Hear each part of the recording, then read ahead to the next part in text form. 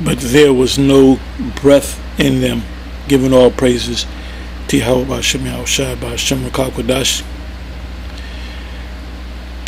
This is a video put up on YouTube by Fox News. If I remember, I'll leave the link in the description box. This was put up July 8th, 2021, year of the hastening of the coming of Yahweh B'Shem Yahushua. And it says, the title of the video,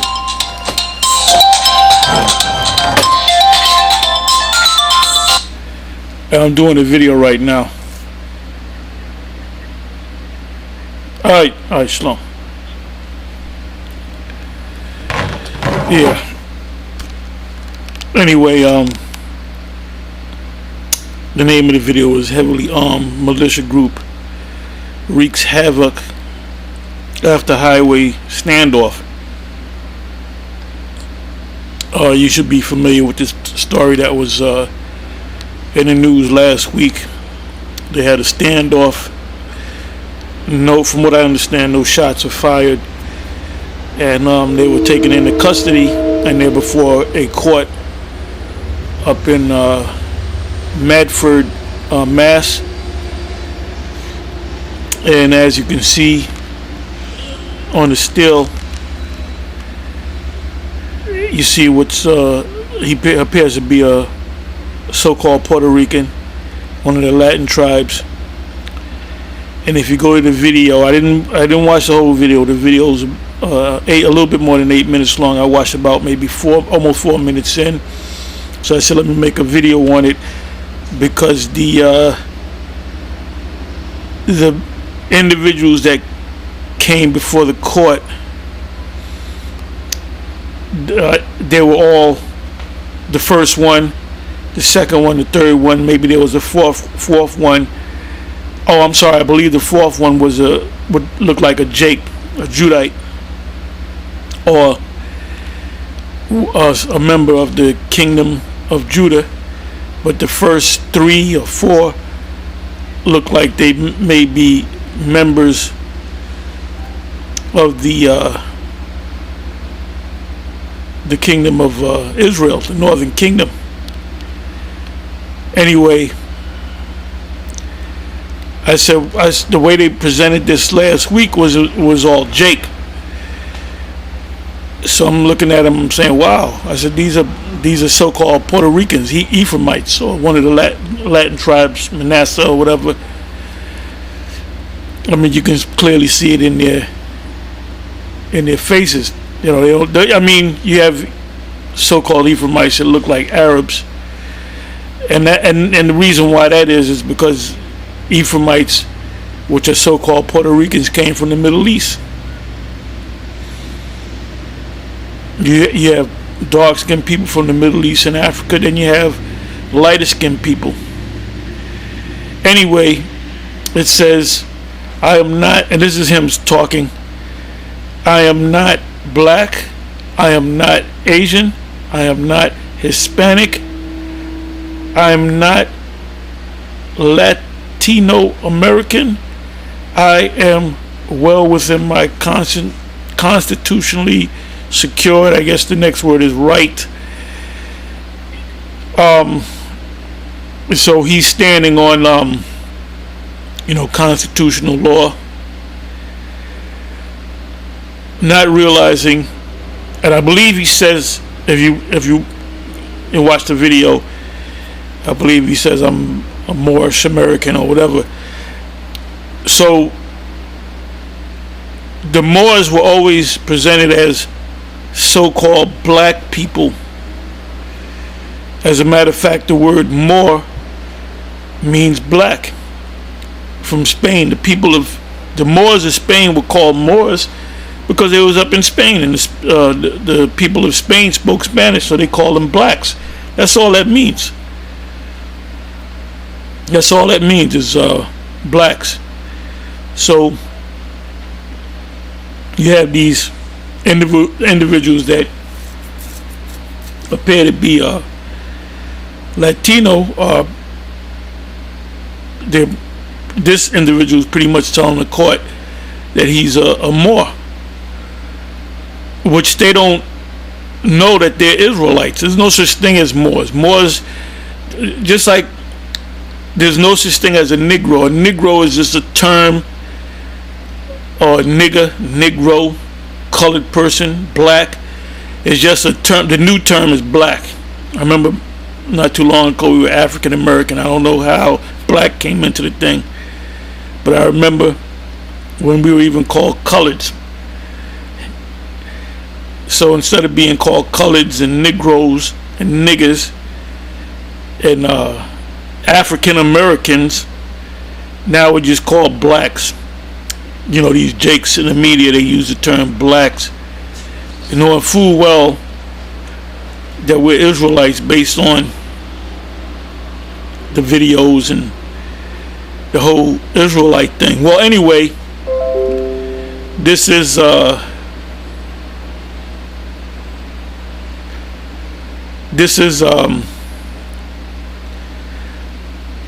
you know, when I watched this video, the first precept that came to my head was and then the second precept came to my head. The first precept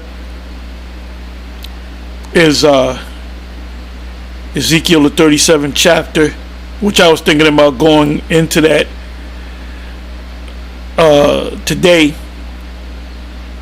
because that says a whole lot. Sometimes you hit precepts, sometimes you read the whole chapter.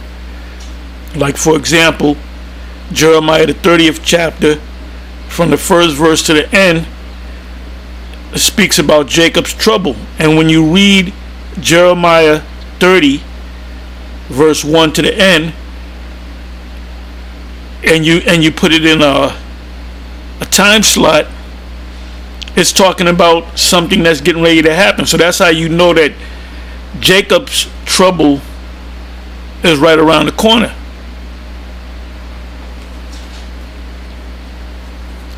But anyway, if you go to and I also wanted to go on Ezekiel 38 because somebody out in the highways and the byways, because a brother asked a question, could I go into Ezekiel 38 chapter, and I believe he said he knows like the first 7-8 verses, but he needs help on the rest. So I'll go, most I willing, I'll go into that today. But anyway, let's go to, and mind you, Esau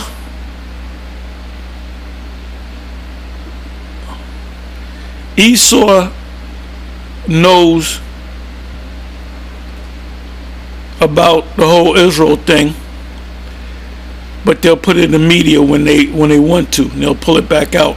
I had a big thing about the Hebrew Israelites, so they call us the black Hebrew. They come with their own narrative. You know, they'll call, we don't call ourselves black Hebrew Israelites, and any Israelite that calls himself that is a fucking dimwit, because that's Esau's term.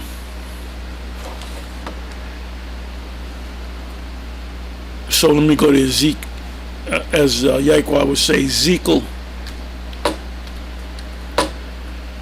37.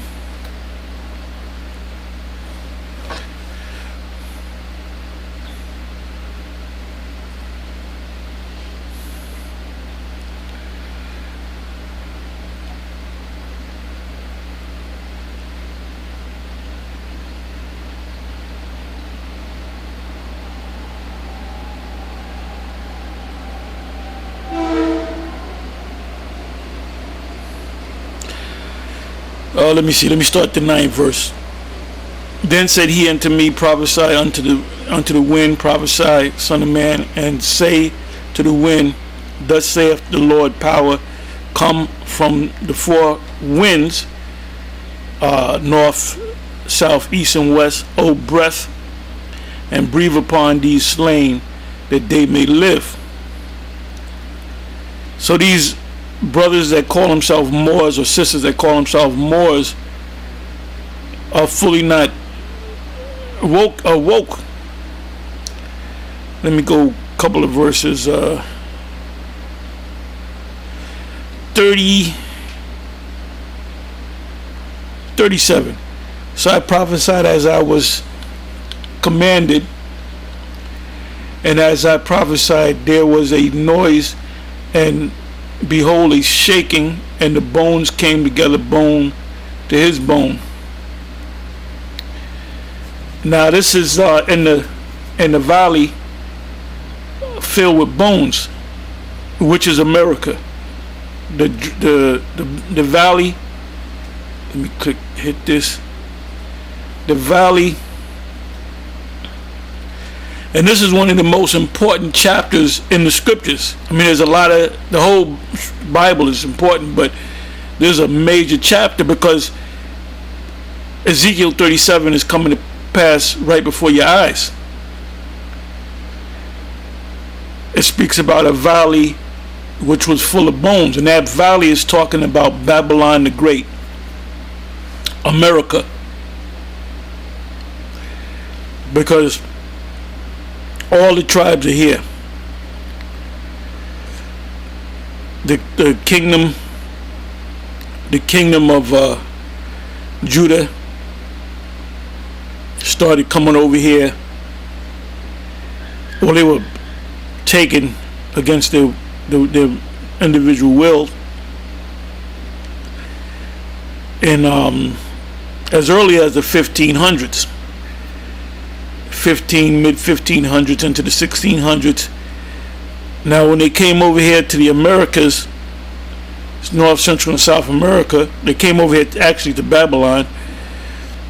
You had the other tribes, the tribe of Gad, the tribe of Reuben, and the other tribes down in north of them and south of them, Canada, because you had Israelites. You know, when Esau came to Canada, he encountered the Gadites. I mean, it makes all the sense in the world. This is the northern kingdom that was over here in America. There's a number of precepts that come to mind. I'm not going to go into them. Somebody can put it in the description box, or you should already know. So they were all gathered. What Ezekiel saw, he saw America during this time, going back to the 60s up until now, we'll say, because the tribes, all the other, the northern kingdom that were located south of America didn't start coming here until, well, the tribe of Ephraim started coming here in the 50s. Issachar was already up here. Gad was already up here. They were already in Babylon, or the valley. Reuben was already here. Like I said, Issachar was already here. Parts of America today, like New Mexico. Why they call it New Mexico? Because it was an old Mexico where Mexicans, so-called Mexicans, dwelt. The story of the Alamo, that was the land of the Mexicans. And Esau took it and said, this is a part of the United States, and you don't belong in this land. So this is the gathering of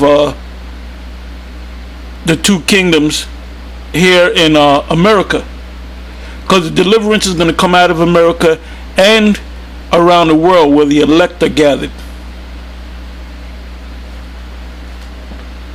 And it's all going to take one hour. The gathering of the elect, the beaming up of the elect, if you will, the destruction of this place is all going to take place inside of hours. So it's going to be quick.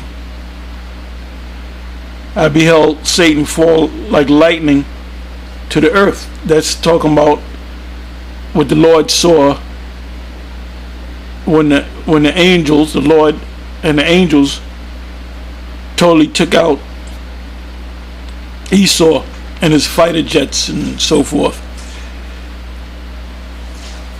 So let me come back. So the dry bones of the valley is talking about us in America, and how all the tribes are here now. Both kingdoms are here. So there's got to be a coming together of the two kingdoms. So like I said, when I saw this thing on YouTube or Fox News, I'm saying, wow, the first three were so-called Puerto Ricans, Latinos. Let me go to the 7th verse. So I prophesied as I commanded, and as I prophesied, there was, and this is the fulfillment of prophecy. You can't stop this, Esau. What you're doing through vocab and other people, you're trying to demonize. You're trying to demonize this truth. You're demonizing the Most High's work. The gathering of Israel is going to come, whether you like it or not, and you can't stop it. You had the one video that the elder Karatazaba, I believe his name is, out of the head of Baltimore. He had did a video with some Jake with a Sweetwater suit on, and he's saying there's a group of people going around calling themselves the Hebrew, these black people. I don't know, you know. That shit is played the fuck out, man. You know. And we're overwhelming you Christians. That's why you Christians got to jump up and you got to speak about it. Sarnetta, he was pretty much saying the Hebrew Israelites are phony, fake, whatever he said. And every time it seemed like this man put up a video, he got to put Hebrews and the Israelites in there. And like one minute he praises us, the next minute he's shitting on us. And he even said that. Why is everybody shitting on GMS? Because we're the #1 camp. Because GMS name always come up, my name come up.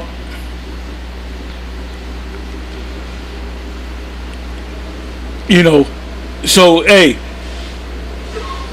you individuals that gave time to you Hebrew Israelites that gave time to Sarnetta, you should have never gave time to him.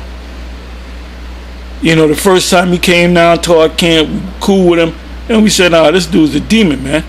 He's a demon." He said, "I'm a Hebrew." Then he went back, reversed himself, saying, "I'm a African. I'm Kemetic." You know, then he'll call Captain Tazariak his captain. Then he'll talk shit about Captain Tazariak. And then you guys do it because you feel like you're getting your name out there. Look. They mentioned GMS. We don't got to be nowhere near something that in GMS will be mentioned eventually, whether negative or positive. Now he's talking negative. Now he's back to talking positive. But as I have said, you're not going to stop this train, man.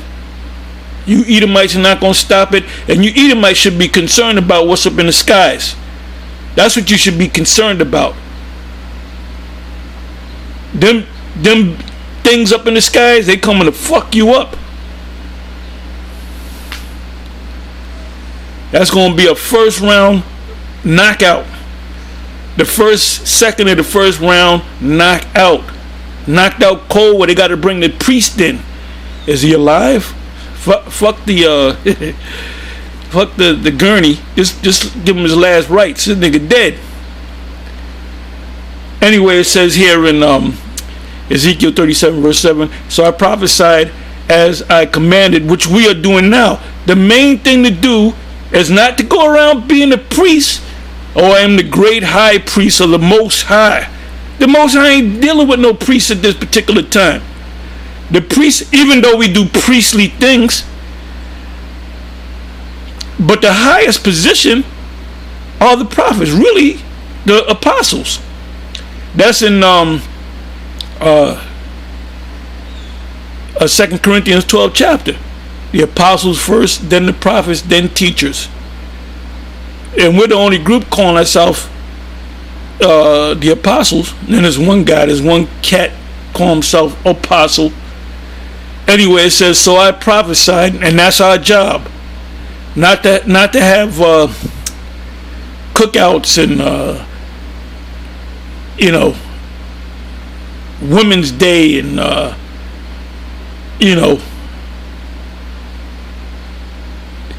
Well, not even women's classes, because if you have men that's in the truth, they have wives. You don't teach the wife. The husband teach the wife. Even the Apostle Paul said that. Anyway, it says, so I prophesied as I commanded, and that's what we're doing. But the Most High showed us through the Spirit that we're supposed to be out there prophesying on the highways and the byways. And what I'm doing right now, doing the sit downs, not doing all this other extra shit. Your main focus is to be out there prophesying, man. There should be 1,000,001 camps out there. And as I prophesied, there was a noise, and behold, a shaking, and the bones came together, bone to his bone. So what causes the bones to come together? The Most High. Who did the prophesying?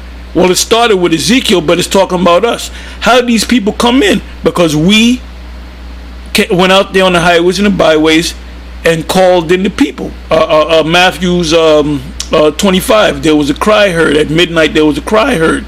So we started to cry. The men over us started to cry, and we started to cry. And you got guys like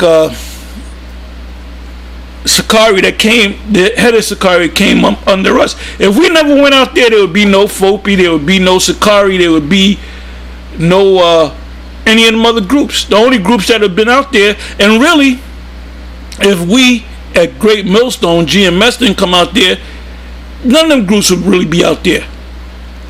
Because Nate or Nathaniel, Bishop Nathaniel, and Rakar, Elder Rakar,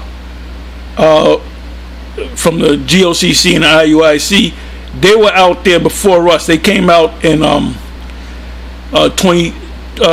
2006, and then we came out, and we knew about it. We knew about YouTube and all that, but the Spirit jumped on me and said in 2007, July of 2007, oh, which by the way, this is the anniversary, because we're in July. Way back in 2007, we did our first video in the summertime, and we showed them how to do it the right way, meaning just go out and put the information out there, man. Just put the information out there, just drown them with the truth. And that's when the people started to come in.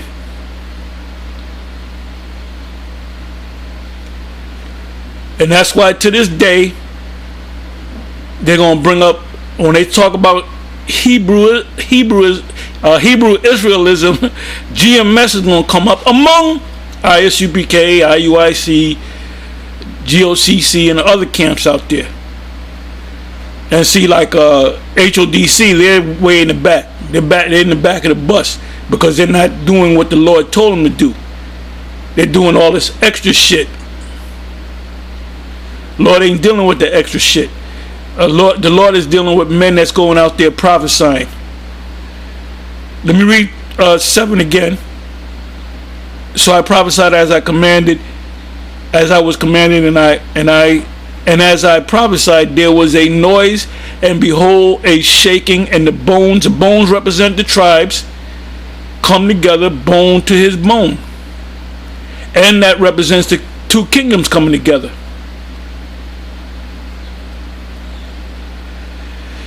And when I beheld, lo, the sinews and the flesh came up upon them, and the skin covered them above, but there was no breath in them. Now the no breath is talking about these brothers calling themselves Moors. They're not Moors. They came together.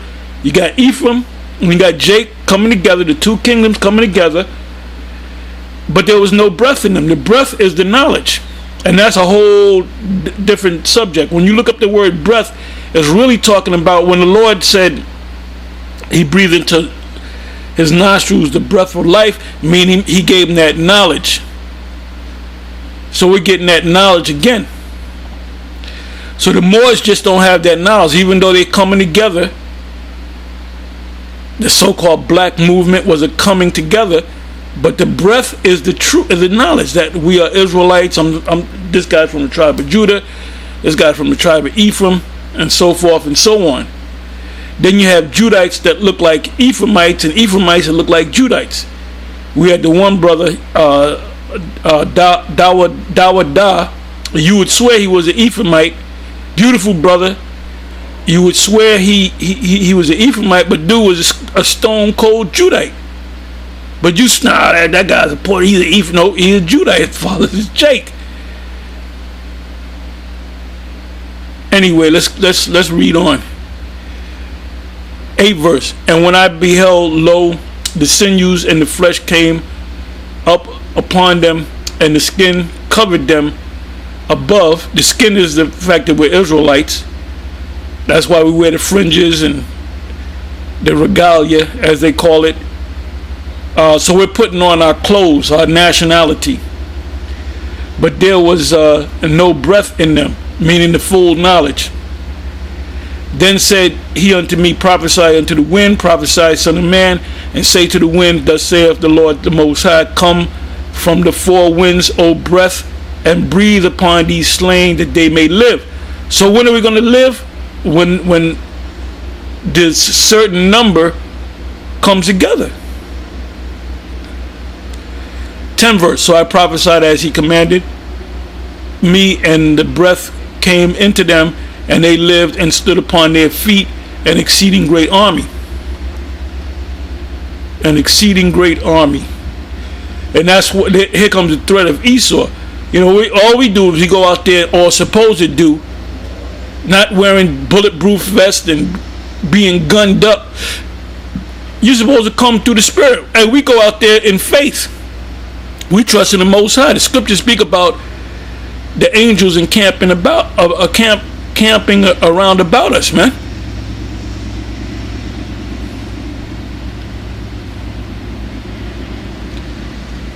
So I look at the word army. The word there is kayal, which means strength, might, efficiency, wealth. Army, strength, ability, efficiency, wealth, force, army.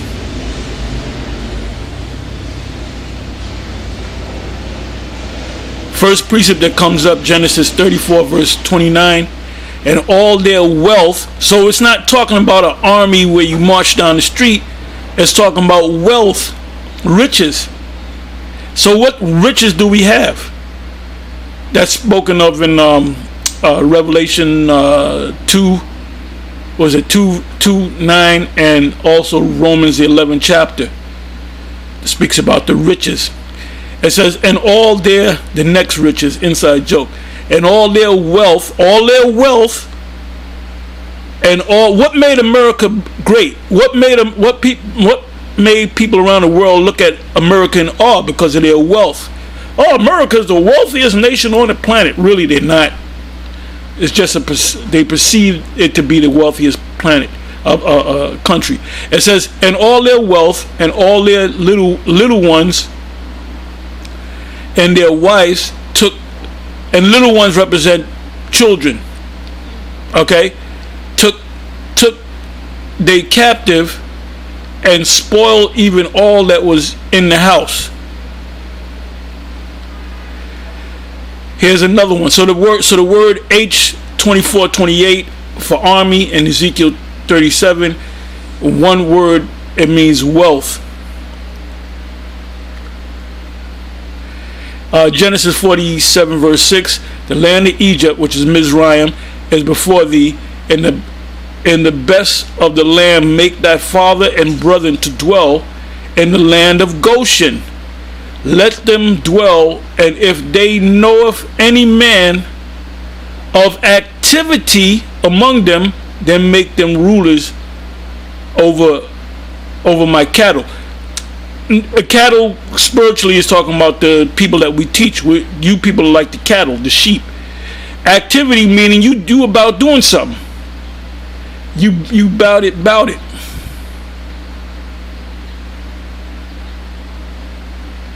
And sometimes it says host. Sometimes it says able, the word there for H2428.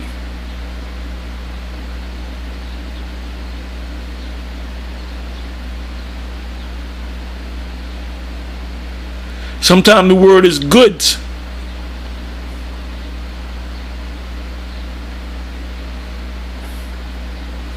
There goes wealth again. Deuteronomy 8 verse 17.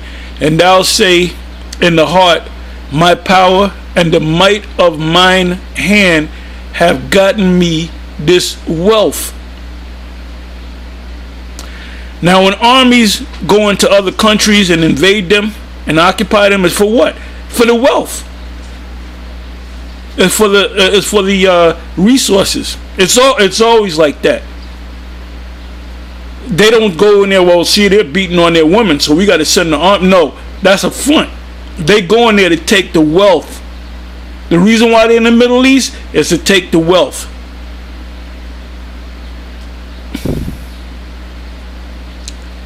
Anyway,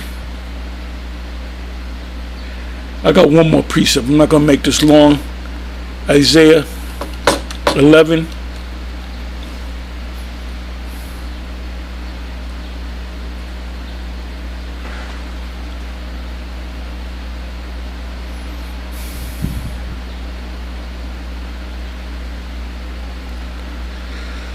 I'll start at the 11th verse.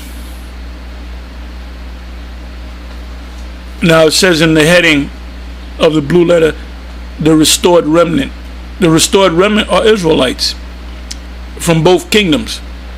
So Isaiah the 11th chapter is getting ready to take place. And it shall come to pass in that day that the Lord shall set his hand again the second time to recover the remnant, the remaining of his people, which are Israelites, because he's going to bring both kingdoms together, which shall be left from Assyria and from Egypt and from Pathros and from Cush, that's Ethiopia, and from Elam. So you're going to have Israelites coming out of almost every, which represent Israel scattered throughout the whole planet, in Elam and from Shinar and from Hamath and from the islands of the sea. And he shall set up an ensign for the nations and shall assemble the outcasts of Israel. Well, we were all outcasts. We were all kicked out of Israel or fled and gathered together the dispersed of Judah from the four corners of the earth. The envy also of Ephraim shall depart, and the adversary of Judah shall be cut off. Ephraim shall not envy Judah, and Judah shall not vex Ephraim. So you see on the screen, the guy which claimed to be a Moor is clearly one of the Latin tribes, but they have no breath. That's why if a Moor come up to us, we're going to tell them, look, you're not a Moor. That's just a name like the word Negro or black. That's a label that was put on you. You're not Moors. You're not from Morocco. You're Israelites. And this is why, going back to Sarnetta, when was the last time he mentioned anything about the Moors? He really don't even talk about Kemet. He's always dealing adversary against the whole Hebrew Israel thing.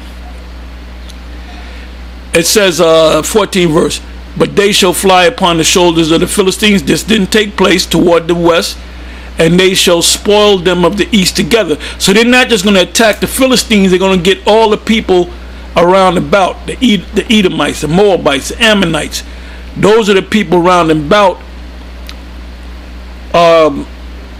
going back in time, but these people are here today. Now, if this is a future prophecy, which it is, how the hell are they going to lay their hands upon Edom and Moab, and the children of Ammon shall obey them? Because the Edomites are still here. Vocab. Isaiah the 11th chapter is a future prophecy, something that did not take place.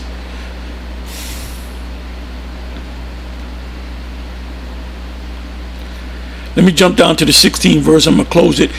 It says, and there shall be an highway for the remnant of his people, which shall be left from Assyria, like as it was to Israel in the day that he came up out of the land of Egypt. How did the Israelites come out of the land of Egypt, up out of the land of Egypt? Through the Red Sea. They're not going through a Red Sea. The way we're coming up out of the land is by we're gonna get beamed up. So anyway, I'm gonna say shalom.